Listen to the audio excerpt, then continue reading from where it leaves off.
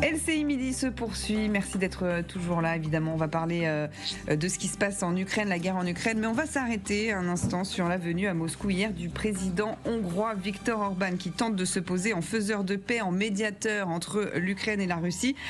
Mais Orban a été confronté hier à une réalité, celle de Vladimir Poutine et de sa position inébranlable. On va en parler avec nos invités, le général Chauvency, qui évidemment est toujours là avec moi. Merci d'être resté, général. À côté de vous, Michel Dergzanski, vous êtes professeur à l'école de journalisme de Lille, spécialiste des questions internationales. Louis Duclos, analyste géopolitique, bonjour. Et à côté de vous, Nathalie Schrin, bonjour, française d'origine ukrainienne, membre de 4 associations ukrainiennes, dont des femmes ukrainiennes en France. Donc on va parler avec vous de ce qui s'est passé hier à Moscou. On le rappelle, depuis le 1er juillet, Orban a pris la tête de la présidence tournante de l'Union européenne. Dès le lendemain, il est allé en Ukraine pour aller à la rencontre de Volodymyr Zelensky. Et puis hier, il est allé à Moscou. Alors on le rappelle, et c'est important de le préciser, sans aucun mandat de l'Union européenne. Le Premier ministre hongrois d'extrême droite, on le sait, est proche de Vladimir Poutine, qui d'ailleurs n'a pas hésité à utiliser la venue d'Orban contre l'Union européenne. Écoutez. Je comprends que cette fois-ci, vous êtes venu non seulement en tant que partenaire de longue date, mais aussi en tant que président du Conseil européen. Ah, alors là, d'entrée de jeu, il le met quand même dans une position délicate. On peut dire ça, Louis Duclos ? Oui, c'est forcément pas facile, mais en même temps, c'est un peu le jeu. Orban, il s'est inventé lui-même des responsabilités en partant comme ça, d'abord aller voir Zelensky, puis surtout aller voir Vladimir Poutine directement chez lui. Il prend des risques, faut jouer avec.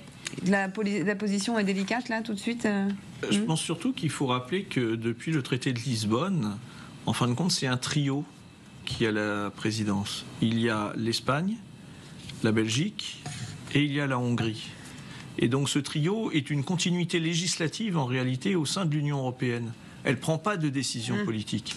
Elle est là pour appliquer l'agenda politique, lui donner de la fluidification et faire en sorte que le programme au sein des institutions se déroule comme il se doit. Oui, d'ailleurs, on rappelle, il n'est pas président de l'Union européenne. Il y a Charles Michel, c'est lui qui l'est, du Conseil en tout cas. Donc, et il l'est pendant 2 ans avec un mandat renouvelable potentiellement pour Charles Michel. Donc ce sont des fonctions différentes. Donc lorsqu'il va là en Ukraine ou en Russie, il peut y aller, je veux dire, in perso, mais il ne peut pas prendre une décision qui entraînerait la totalité de l'Union européenne, qui est une entité politique et qui prend des décisions à l'unanimité. Donc, en ce sens, il est, je dirais, en porte-à-faux par rapport aux institutions européennes. Donc, il a vu après que Vladimir Poutine en joue, c'est de bonne guerre. Forcément. Il l'a vu, donc Vladimir Poutine, ils ont discuté. Vladimir Poutine qui continue clairement à poser ses conditions, notamment le retrait des troupes ukrainiennes donc dans les 4 régions, les 4 oblasts qui sont occupés par la Russie. On peut dire, Nathalie Schrin, qu'il a été refroidi clairement hier par Vladimir Poutine. Parce qu'il s'attendait à autre chose. C'est quand même extraordinaire. On savait très bien on sait très bien que Vladimir Poutine campe sur ses positions et il va pas en démordre et ça sera toujours comme ça. Depuis le début, on le dit, il veut toute l'Ukraine et si il peut aller plus loin, il va aller plus loin. Donc c'était quand même gros de penser que le petit Orban, qui est un petit pays au milieu de l'Europe, puisse tout seul mettre fin à la guerre. C'était quand même assez utopique, on va dire. Général Chauvency, à quoi il joue alors finalement, Viktor Orban ? C'est un coup d'éclat au départ. Il montre aussi son indépendance finalement vis-à-vis de l'Union européenne, parce que c'est ce qu'il a fait depuis des années, oserais-je dire. Il pense bénéficier de ses relations privilégiées avec la Russie. Il y est allé, je crois, 5 fois. C'est la 5e fois qu'il y allait. D'un autre côté, je remarque quand même qu'il est allé à Kiev d'abord. Oui. Donc il est peut-être porteur d'un message quelconque vis-à-vis de Poutine. Maintenant, ça c'est l'aspect, je dirais, côté Orban. Maintenant, du côté Poutine, effectivement, il profite de la situation. Et puis quand même, sur le terrain, à la date d'aujourd'hui, et au niveau international, hors Union européenne, hors États-Unis, Poutine est en situation de force, quoi qu'on puisse en dire à la date d'aujourd'hui. Alors si Orban croyait qu'il pouvait apporter quelque chose, bon, il a tenté quelque chose, on ne sait pas quoi exactement, ça n'aura pas beaucoup de débouchés, parce que pour l'instant, Poutine est dans une position de force relative, mais elle est là. Donc militairement, géopolitiquement. Donc, un coup d'épée dans l'eau. Louis Duclos, personne ne peut faire plier Vladimir Poutine, clairement. On le voit bien, on est très, très loin d'un processus de paix quand même. Hein. Il y a bien quelqu'un qui pourrait, c'est Xi Jinping en Chine, je pense, mais qui en a clairement pas l'envie. Mais pour ce qui est de la guerre en Ukraine, non. Pour faire plier Poutine, il faudra le faire plier militairement. L'Ukraine n'en a pas la capacité actuellement, elle n'a pas les armements pour, elle n'a pas, je pense, le nombre de soldats pour également. Donc Vladimir Poutine a vraiment pas toutes les cartes en main, mais en tout cas il a un très bon jeu. Il sait qu'il est en position de force et justement il utilise cette position de force pour s'assurer que toutes les éventuelles négociations de paix seront faites en sa faveur. Donc on a ce serait fini très rapidement. D'un côté, on a des acquis territoriaux qui sont figés pour l'instant, que de l'autre côté il y a des intentions de soutien affirmées. Mais que oui, en l'état aujourd'hui, on ne peut pas dire que la Russie a gagné ni qu'elle a perdu, mais il n'y a aucune raison stratégique à ce qu'aujourd'hui il recule, aucun infléchissement. Alors, figé, mais sachant que ça peut bouger, notamment, et on va y venir d'ici quelques minutes, mais avec tous les systèmes de défense peut-être aériens qu'il peut y avoir, les livraisons des F-16 qui peuvent quand même faire basculer la guerre. Est-ce qu'à ce moment-là, Louis Duclos, si à un moment ça bascule, là on pourrait discuter avec Poutine? Est-ce que franchement vous y croyez? Forcément, de toute façon, d'éventuelles négociations de paix dépendent totalement du rapport de force sur le terrain. Donc si vraiment le rapport de force change et que c'est l'Ukraine qui est en train de gagner, qui est en train de récupérer du terrain, et l'armée russe qui s'effondre, là forcément Poutine il n'aurait pas le choix. Mais vous pensez vraiment, parce que c'est vrai que quand on le voit et on le décrit nous aussi avec nos yeux d'occidentaux, on a l'impression que c'est quelqu'un qui veut aller jusqu'au bout malgré tout, même si en fait les Russes se font massacrer sur le terrain et qu'il n'y en a plus pour aller sur le terrain. Ouais, on a vraiment quand même cette impression-là. Il est dans une fuite en avant, ça c'est sûr. Il va aller jusqu'au bout, mais de toute façon, il est aussi, je pense que c'est quelqu'un qui est réaliste. C'est qu'il donne des termes qui sont impossibles et qui sont inacceptables à l'heure actuelle pour l'Ukraine, mais parce qu'il sait qu'il peut les demander. Mais si demain la Russie est en train de perdre la guerre réellement, il sera obligé de revoir ses termes. Mais après, pour en arriver jusque-là, honnêtement, je n'imagine pas ce scénario dans un futur proche. Mais c'est là où peut-être quand même Viktor Orban, qui malgré tout parle avec Vladimir Poutine, il a aussi des discussions et il fait partie en effet de l'Union européenne. Viktor Orban, il a tenté de passer peut-être certains messages, en effet secrets on va dire, mais écoutez ce qu'il a dit aussi devant les journalistes. J'ai dit au président Poutine que l'Europe a besoin de paix. Ce que nous avons appris au cours des 2 dernières années et demie, c'est que nous ne pouvons parvenir à la paix sans dialogue et en évitant les voies diplomatiques. Depuis 2 ans et demi, il y a de moins en moins de pays capables de parler aux 2 parties belligérantes. La Hongrie est l'un des très rares pays à l'être. C'est pourquoi j'étais à Kiev cette semaine et pourquoi je suis ici à Moscou. Alors j'arrive plus à parler, ça y est. Vous faites toutes avec votre tête des signes un peu différents. C'est-à-dire que là j'ai vu ça, là général j'ai vu. Bon, alors qu'est-ce qu'on en dit de ça? En même temps, il n'a pas tort quand même, Viktor Orban. La guerre s'arrêtera un jour ou l'autre. Mais elle passera par le dialogue. Obligatoirement. Mais ce qui a été dit tout à l'heure, je crois que c'est par vous, c'est de dire qu'à un moment, il n'y a que la défaite militaire qui aboutira à un résultat. C'est le terrain qui commandera. Le terrain qui commande. Voilà ce qu'a dit Michel Dejinski tout à l'heure. C'est le terrain qui commande. Pour l'instant, on n'en est pas là. On est sur des positions d'un côté de résistance et de l'autre côté d'agression qui se maintient. Voilà. Maintenant, il faut garder les portes ouvertes. Et ce que dit Orban, moi je regrette, ça ne me choque pas. Il est toujours fidèle à ce qu'il a dit. On sait qu'il est pro-russe, très bien, mais il ouvre une porte en disant je resterai peut-être la seule personne le seul État, et il valorise son pays comme ça, qui est un petit pays peut-être, qui a besoin d'être valorisé. Je serai le seul État qui pourrait être éventuellement l'intermédiaire de demain. Voilà. Rappelons-nous quand même que d'autres pays ont essayé, n'y sont pas arrivés. Et vous y croyez? J'ai pas de croyance, moi. Je dis simplement, je suis un pragmatique. Je suis un pragmatique. Comme je disais à l'instant, il faudra sortir de la guerre à un moment donné, donc on prend ce qu'on a sous la main, et on verra le résultat. Voilà. On peut pas faire de pronostic aujourd'hui sur la sortie de cette guerre, c'est impossible. Voilà. Louis Duclos, il a quand même raison quand il dit que l'Europe a besoin de paix. Ça, on peut pas le démentir, ses propos, c'est ce qu'il dit. Oui, il y a besoin de paix, mais tout dépend de quelle paix. Est-ce que la paix, c'est juste une absence de guerre, ou est-ce que la paix, c'est une paix positive dans laquelle les États coopèrent, etc. Oui, une paix avec des concessions territoriales, ça n'en est pas une. Voilà. Oui, exactement. Mais bon, là, moi, ce que fait Viktor Orban, je considère pas ça comme une tentative de paix. Pas beaucoup de crédit à vos yeux, en tout cas. Non, c'est ça. Alors, je pense qu'il y a au moins 3 points qu'il faut peut-être mettre en avant. Depuis 1648 et depuis le traité de Westphalie, on sait que de toute manière, après les armes, il y a la paix et qu'il faut de la diplomatie et qu'il faut du dialogue. Oui. D'accord ? Deux, je vais mettre ça en rapport avec une actualité différée, mais qui est une actualité qui parle aussi de guerre. Yamir Ya'alon, qui est l'ancien chef d'état-major israélien et chef du Shin Bet, a dit « Dans les guerres du XXIe siècle, ce ne sont plus les généraux qui vont amener la paix sur des victoires de territoire, mais il faut du dialogue, il faut de la diplomatie et il faut une construction diplomatique. » Oui.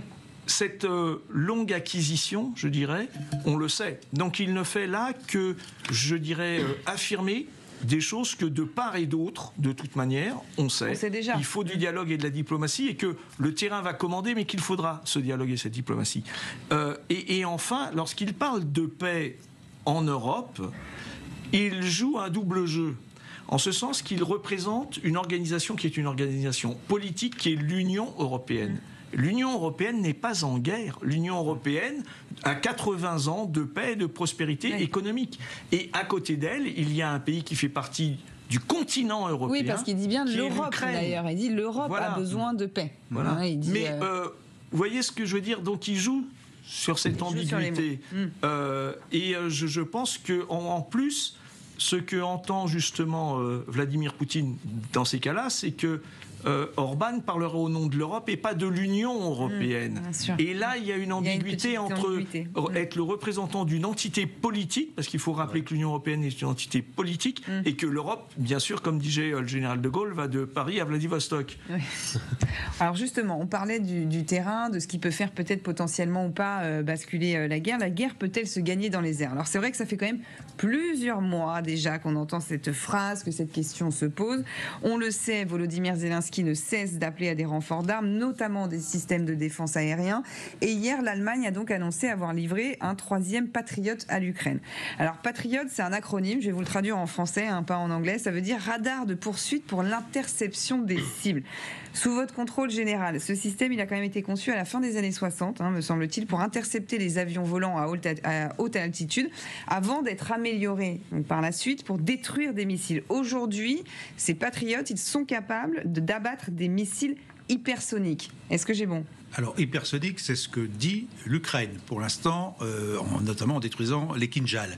Moi, s'ils sont hypersoniques, à la date d'aujourd'hui, personne ne peut les arrêter. Donc, c'est plutôt que le Patriot a vocation à arrêter les avions en l'air et les missiles, donc jusqu'à 100 à 160 km. Voilà. Mais donc, les missiles normaux... très utile pour l'Ukraine, quand même.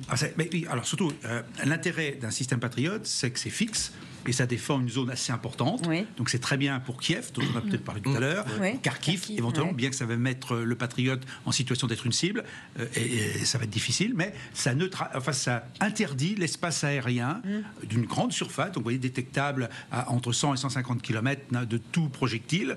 Donc c'est une vraie protection, et en plus c'est en gros 8 lanceurs, c'est 32 missiles. Bon, maintenant, effectivement, on va voir le prix. Le prix, c'est 1 milliard avec les missiles compris. Mais je crois sans les missiles, parce que je crois qu'à l'unité, c'est 4 millions de dollars après pour avoir les missiles. Mais on va y revenir. En effet, ça permet de protéger la population, les infrastructures, on va en reparler. En tout cas, c'est une bonne nouvelle pour Volodymyr Zelensky. On l'écoute, on en parle juste après. Je voudrais remercier nos partenaires pour la mise en œuvre des accords sur la défense aérienne. Nous nous sommes fixés pour objectif de doubler la puissance de notre bouclier de défense aérien. Et c'est aujourd'hui que nous commençons à le faire. Je remercie l'Allemagne pour le Patriot, qui se trouve déjà en Ukraine. C'est une bonne nouvelle. Et une autre bonne nouvelle, je remercie les États-Unis pour une nouvelle étape dans le renforcement de notre défense aérienne, de nos patriotes. Louis Duclos, ça peut vraiment changer la donne, ça, sur le terrain, de protéger l'espace aérien? Oui, je pense, mais surtout pour protéger des sites stratégiques, par exemple comme les aérodromes militaires. Les bases aériennes, si on reçoit des avions, ce qu'on disait aussi tout à l'heure, il faut qu'il y ait des bases aussi pour pouvoir les recevoir et qu'elles soient protégées. Bien sûr, avec les fameux F-16 qui ne devraient pas tarder à arriver, il y en a même qui disent qu'ils sont déjà sur place. Si les aérodromes militaires se font régulièrement bombarder par les missiles russes, dans ce cas-là, c'est très compliqué de mettre des F-16 et de les utiliser pour le combat.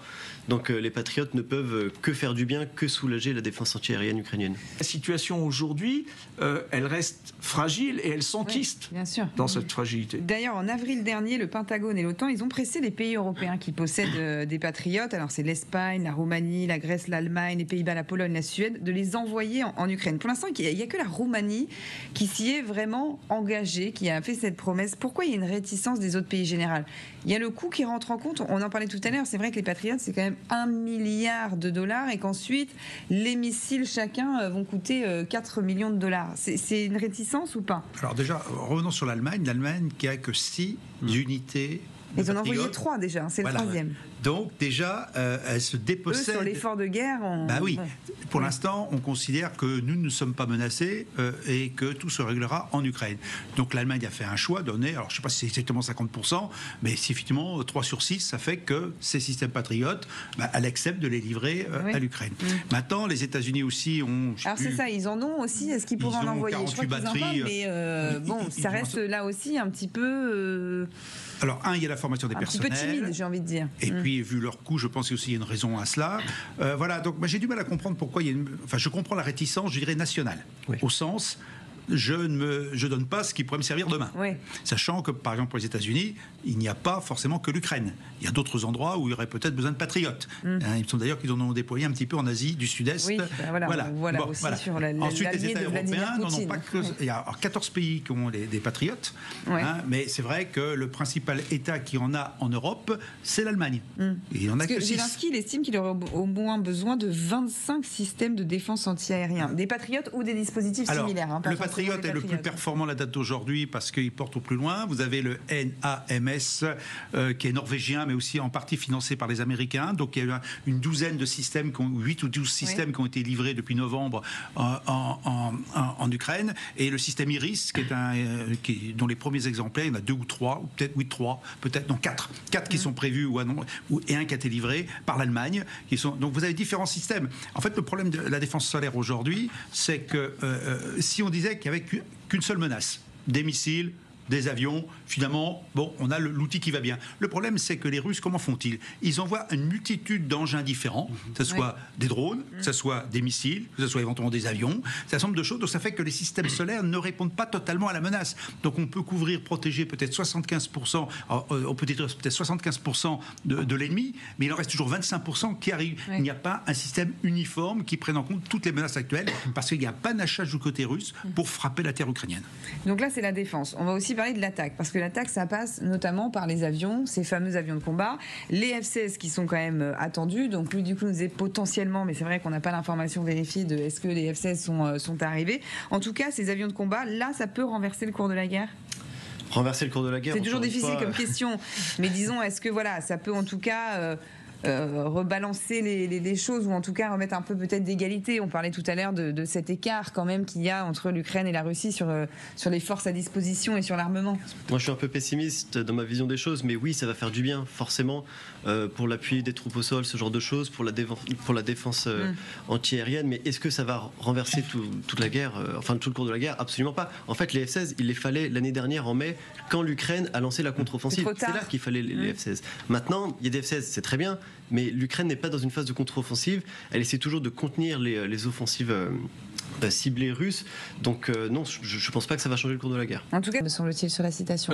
Mais est-ce que les F-16 peuvent sécuriser la mer Noire? Je pense que ça va... Ce qui est stratégiquement très important. Oui, là mais aussi. Ce qu'il y a, c'est que la mer Noire, les Ukrainiens l'ont déjà, je dirais, neutralisée avec leurs drones maritimes. Ils ont repoussé les limites de la marine russe qui, elle, s'est déplacée. Donc aujourd'hui, avec ce qu'ont fait déjà les Ukrainiens avec leurs drones maritimes et repoussant les Russes, ils ont rouvert la route céréalière qui leur permet d'avoir des subsides. Ils ont sécurisé cette ouverture de la mer Noire sur les mers chaudes.